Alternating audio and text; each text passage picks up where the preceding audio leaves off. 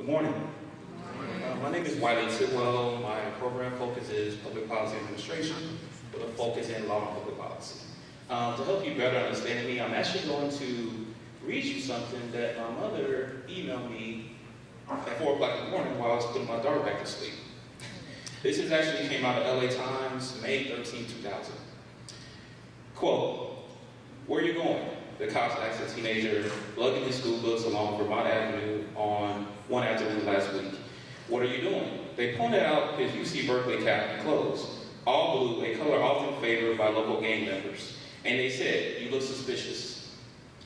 They let him go with a warning, but later that day, WTidwell, 17, became livid while telling the story to friends. "Suspicious? Why me?" "Because I'm black." Asked the tall Washington Prep High School senior, soon to be a freshman at San Francisco State University, his friends, college-bound black and Latino youths who also live in South Central Los Angeles, listened and nodded. Said one, "The experience is all the same here. We have all been through that and worse." Which leads to my particular focus of my research being the incarceration and socioeconomic consequences in predominantly African-American communities through an Afrocentric lens. Next slide, please. All right, the purpose of this particular study is to use ethnographic interviews to speak to African Americans where they are going to be the center of the data collected instead of the object through an Afrocentric lens.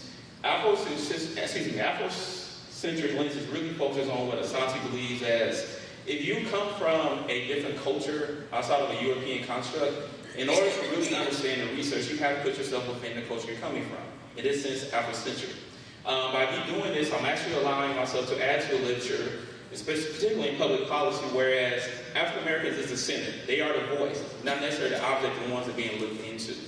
As I say here, individuals about our future can be very dangerous because what I'm finding in my research, and right now I'm currently working through chapter 2 of my literature, is that a lot of African Americans through various studies are saying, well, no one's listening to us.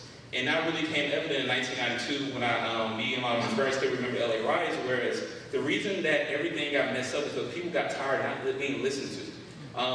Months and weeks and even years before that, there was a lot of individuals in the African community that felt that the police were actually more of a hindrance than a help because their sister was not getting heard. Next slide. All right. The problem in this particular study really focuses on the fact that African Americans have not been the voice of the research on their incarcerations. My particular plan is to focus on individuals, both male and female, that have lived in urban communities for at least 5 years, at a maximum of 18 years. And the reason I'm doing that is because those are the areas where you have a tendency, especially through the literature, of seeing African Americans really have an idea of the interaction between the criminal justice system. Through ethnographic interviews, what I really plan on doing, what I really plan on doing is trying to understand what do they feel is the reason for their incarcerations. Instead of being told the reason is, being told it's a war on drugs, instead of being told education, what do you feel is the reason? These individuals be past members of the criminal justice system, parents, teachers. It'd be a broad idea of anywhere between 10 to 12 individuals that we interview. Next slide. All right, my research question for this particular study is how has the incarceration rate of African Americans compared to other races, resulted in negative socioeconomic consequences, predominantly in African American communities. My focus is solely on the African American community for the fact I want to graduate, and also because it actually limits my study to where I can focus more. Next slide, please. This is actually a mistake because in the process of rushing, this is actually my theory and my design.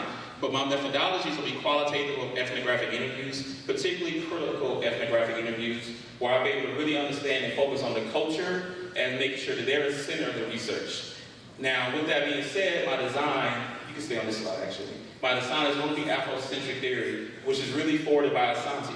Asante states that he believes that if you're an African American, you cannot come into research with a Eurocentric perspective because at that particular point, you will not really be able to understand the value of African American voice. So by me actually using this theory and looking into ideas as far as location, language, and things of that nature, I actually be able to understand and be able to maybe ask questions that a person coming from a Eurocentric perspective has not been able to. Thus far, all the research that has been done is coming from a Eurocentric perspective because Afrocentric theory mainly is used in the African American studies field, not in public policy. At this particular point, I would actually like to open up to any questions.